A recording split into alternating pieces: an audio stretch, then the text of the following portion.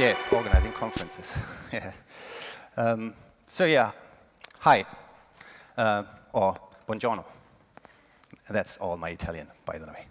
So my name is Marc Thiele, not Thiele, as he said, like TH, you don't speak the H. And as he mentioned, I run an event called Beyond Tellerrand. And I actually don't know how I ended up on this stage, because usually I'm the guy putting people on stage, right, and not the person giving talks.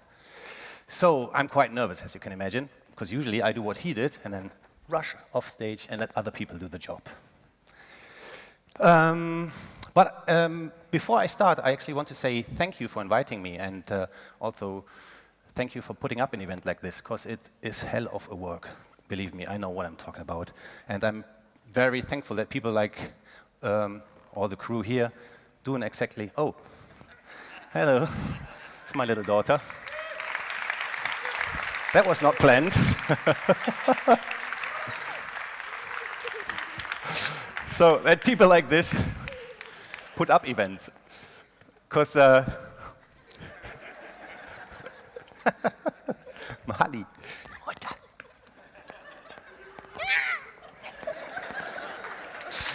Sorry.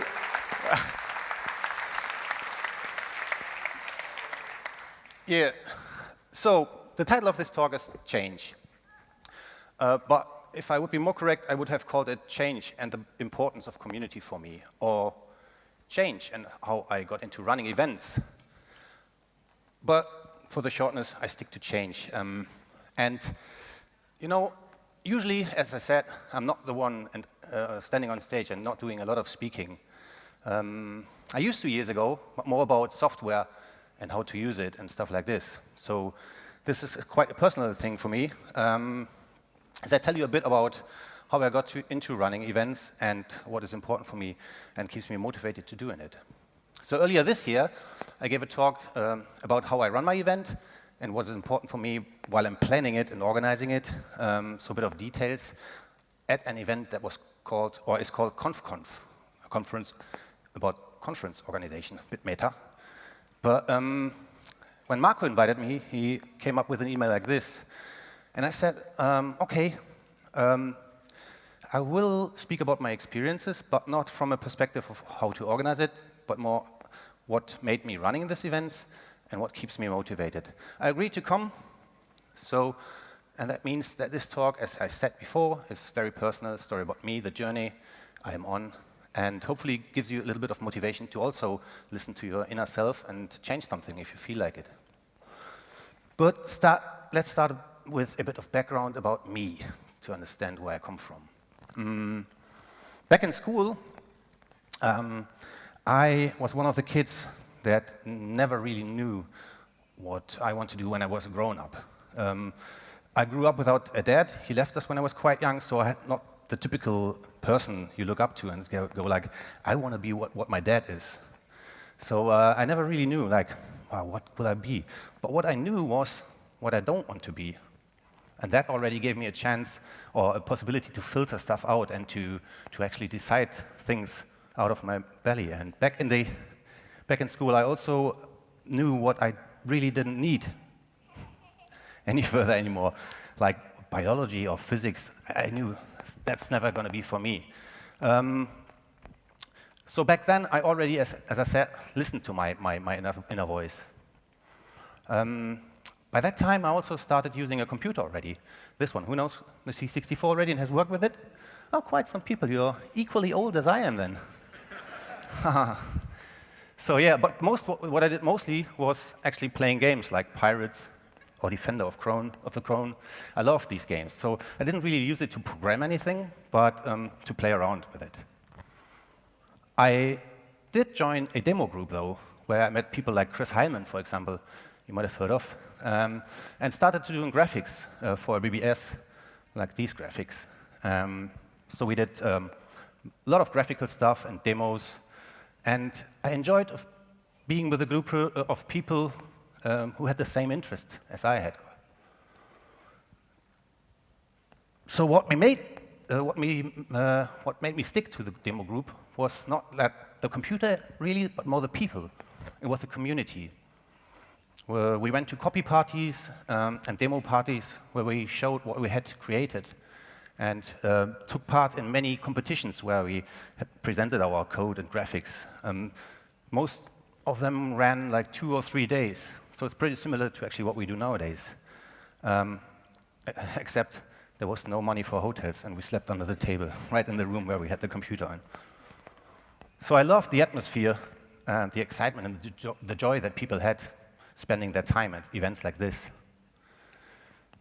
After the C64 more or less was dead, and all of us lost interest, so that was mid-90s, I think, I joined a PC crew and did stuff like this, like ANSIs, a bit similar to what I did with the lowest graphics, but somehow the community wasn't feeling the same as the C64 community. It was more nerdy, more geeky, I think. And I don't know exactly why, but I lost interest again and decided to not work on a computer anymore. I did not know that I was coming back to the computer and actually work with the computer to make money later. So I was still searching. After I was done with school, I was working for a company who organized kids camps, like holiday camps in the summer. And first I did that in spring and autumn, like the shorter school breaks, and afterwards then in the summer, 6 weeks in France. And I organized 2 camps a year in the summer with maximum of 60 people. But I guess you can see the theme here already, like always like trying to organize something, taking a group of people and making them somehow connecting. I did not have to go to the army back then, and also not to the civil service, which we had back then, because this eye is nearly blind, so I can't see really, and they said like, yeah, you're not good enough for us. So I used the year I won back then to try and work, make like how it is to work with kids to make a living, like as a street worker and in an institution where kids were able to spend the day making holidays, making homeworks and stuff, except opposite holidays and homework. So work for school, but you can imagine that kids going on holidays in a summer camp are completely motivated in an absolute different way than people like having to do homework and stuff. So that wasn't really the thing I wanted to do for a living and for my whole rest of the life. So then beginning on 1997, I went to the Arbeitsamt, which is like the job center in Germany, and asked for addresses for agencies to apply for a job to. I created a website and burned it on a CD.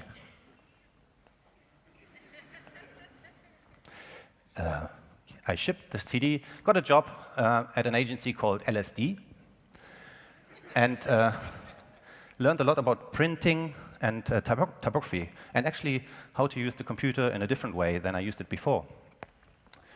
But again, after some years, I had this feeling that I wasn't right and like didn't feel really good anymore, and I woke up every morning and thought like, I have to go to work again, I really don't enjoy it anymore. I mean, there were happy moments there as well. I met my wife at that agency, and we got married later and stuff. That was absolutely positive to this day. And it was just like, it was so much disappointment sometimes. And I was sitting there for the whole day, and in the end of the day, sometimes not going to parties where my friends were because I enjoyed the job, but then I asked myself, why am I doing this? And I went freelance. I quit my job in about 1999, I think. I don't get the years altogether anymore, and make web design, websites, back then mostly in Flash, and most of the time for the car industry or companies like Burton, where they did a lot of video stuff and sound. And during that time, I was lucky that I met a guy called Sascha Wolter, who had written his first German book about Flash. And through his book, he got so many requests and questions about Flash and how to use it and stuff, that he opened a forum that I helped him running and later overtook and led then, which had like 120,000 members in the end. And for this forum and community, we started a yearly conference called a Flash Forum Conference. In the beginning with 250 people in 2001, and later then with 600 people. and also like a tour for Macromedia through 6 cities in Europe, which were all very excited, and I really enjoyed that. So everything was wonderful. During that time, Tanya and I got our first baby, our first child, and we married in 2003. And about a little more than 10 years ago from today, my brother, the older brother of 2, was diagnosed cancer. And then he said something that you usually know from movies, of course, but it stuck really to my mind. When I asked him how he deals with with the fact that he's dying earlier probably than expected, he said to me that he tries to enjoy every day as if it is the last day of his life. And that made me ask myself, wow, I want to think like that before I'm in the position where I have to think like that, before I get that serious ill. So again, I was listening to my inner self and started filtering what I was doing. And I took a period of a year, and sat down, took a paper, and said like, okay, this is the stuff I enjoy more, this is the stuff that I don't really enjoy that much. And I filtered, took the stuff that was on the positive side, filtered again, and it happened, which I somehow knew before, that it ended up the one conference that I was doing for the Flash community was the thing I was looking forward always the most.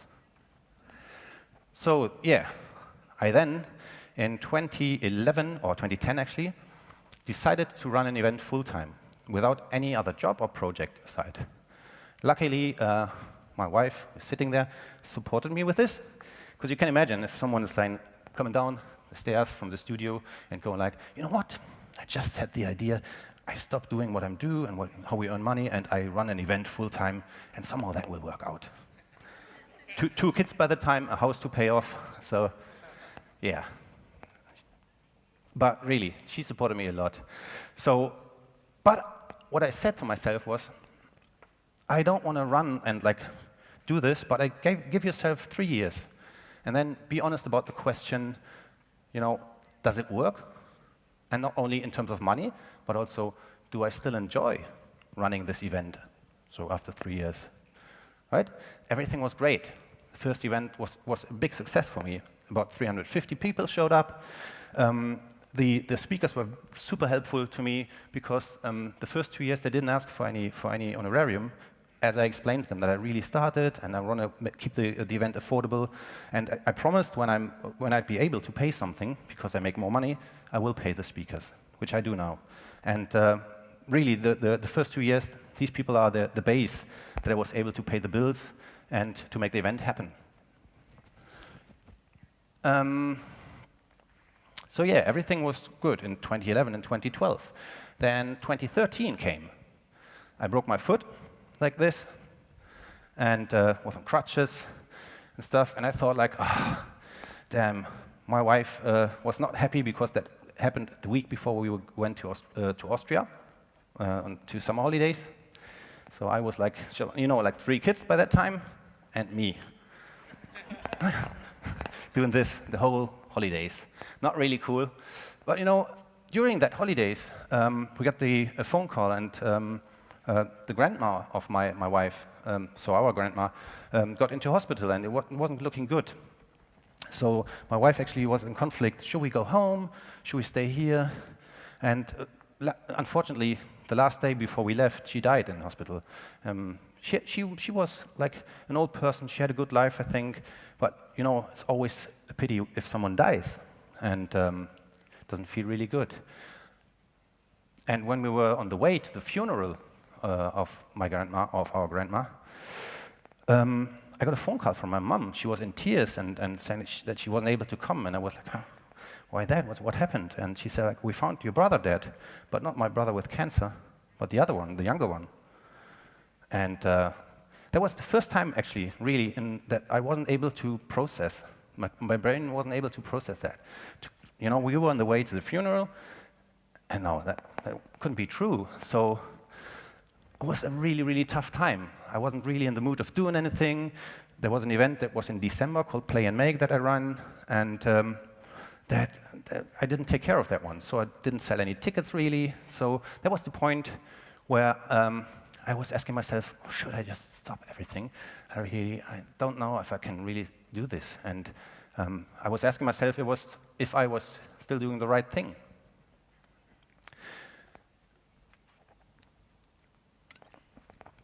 But you know what?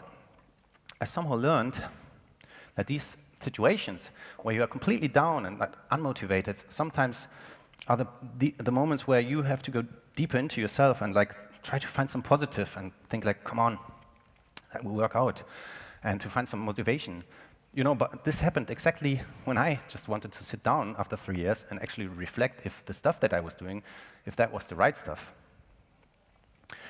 But the community, the people I was doing it for, they were actually the people who then helped me understanding that I should run this event further. So I remember when I met you, Jeremy, for example, my leg was still broken, was deconstruct, right? And I met you outside and I told you the story, and you didn't say much, but you gave me a hug. And that meant like a lot to me, really. You and Jessica gave me such a great feeling, and that is just an example for how many lovely comments I got and how many fantastic words there were. And I thought, that is my motivation to keep doing what I'm doing, right? So instead of sticking the head into the sand, I changed something again, and I started a second Beyond Tellerrand in Berlin. So that really was a matter of the ongoing and amazing support that people gave me, and of course of my lovely family, because that is like the background and the base of everything for me, at least. So after 2 amazing years, 2014 and 2015, or most of 2015, again, I mean, the events were doing well, money was okay, my family was doing well. 2016 and the end of 2015 actually were some really bad moments again. My brother, the one who had cancer, in December died. The difference was, that was not surprisingly that he died, well, not a big surprise, and I used my chance that I have to say goodbye in a very sad but very warm way. And so I peacefully let him go. In January then, our beloved dog, who was from Napoli actually, friends of us found him on the street, 16 years old, died after 16 years of having him. So again, I was like, that's all too much, a bit too much death and stuff. And of course, all these personal change is like something that is very personal to me. But how can I use this to speak about change, and what actually does change mean? So I was looking for definitions after I've written this part of the talk. And I picked a few. So this is quite obvious. I mean, it's the action of changing something. And what I found interesting here was that they speak about an action to change something, and not, so that's an active thing, and not the reaction if something happens and you have to change something. And this one actually is an interesting one, a difference that is usually pleasant. I mean, my change was mostly provoked by something that was not so pleasant, and I always like feared a bit to change something. It was dangerous. But here it says a difference that is usually pleasant. And finally, I've chosen this one, become different in some particular way without permanently losing one's or its former characteristics. So you can change something or yourself without getting someone else being a different person, right? It's not like that you have to shut all the doors behind you and then change something. So change can be radical or and with a strong impact on your life, but in the same way, it can be small things and details that you change, or even just something happens and you have to change something quickly on the fly, right? I'm giving an example here soon. So in my case, it meant that I changed the way I earn money for my family, and it means I changed my job and decided to go fully on the event organization. Surely, with this process, a lot of stuff goes wrong, and there's a lot of fear included, a lot of questions pop up, like, will it work out? Will people come to my event? Do I get any speakers? They don't know me, so how do I approach them? And in the end, of course, will I make any money? Not for me only, but again, for the family. So it's a lot of challenges, and the first event went really well. What now? Taking it for granted that the second one is going well as well? No, definitely not. I mean, what if no one buys tickets next year? What if someone says something on stage that is completely inappropriate? You're responsible, right? So many other things popped up, and during that time, you asked really a lot. So what I mean is that to change something, it often needs courage along the way, as we fear change as something dangerous, as I said.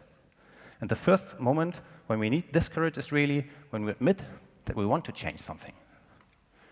So I took this quote, as I think it fits quite well here.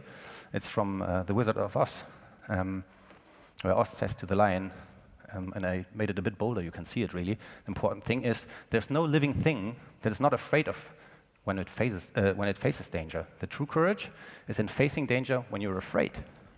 I found that was pretty interesting. So let me give you an example. Again, small things, and I said like on the fly. So Josh Brewer, he was speaking at one of my events in 2013, and in the lunch break of day 2, he came to me and said like, Marc, Megan Fisher was just on stage, and she gave my talk. The actual same content, really, complete same content. I said, yeah, shit, what can we do? And I thought like, oh, I have two times the same content, okay, go with this. But Josh then said, like, do you have a guitar for me? Not knowing that I might be able to get one. And I said, yeah, maybe. So got one for him, and from his face you can tell he wasn't really expecting I get one. So he took the guitar, 45 minutes until he was on stage, and said like, I'm gonna do something. So he sat down in the backstage room, practiced it like a bass like line for the guitar, and then he went on stage and sang his whole song, his whole presentation, 45 minutes with a guitar, singing. That was amazing, and that is something that shows me things that you change, like that you quickly have to change, and you're forced to maybe sometimes with a bit of creativity, lead to something that, you can believe me, people nowadays still speak about this talk, or song, or performance.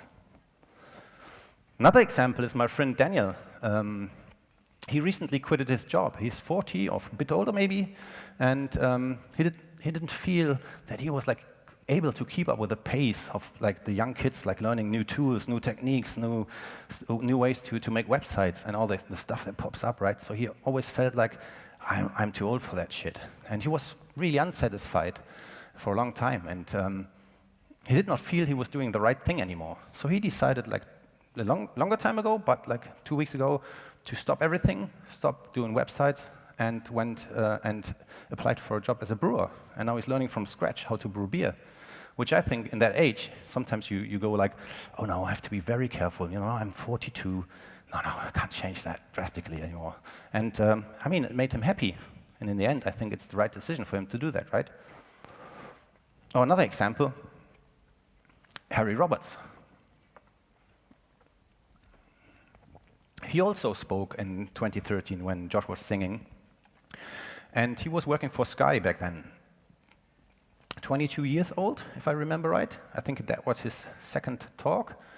And he had like a bit of the feeling that he was thinking, I want to leave Sky. I'm really not like satisfied anymore, and I might go freelance. But he wasn't really sure. And then he has seen James Victoria speak at my event, who was more radical than I, telling you, follow your passion, everything will be great then, believe in what you do.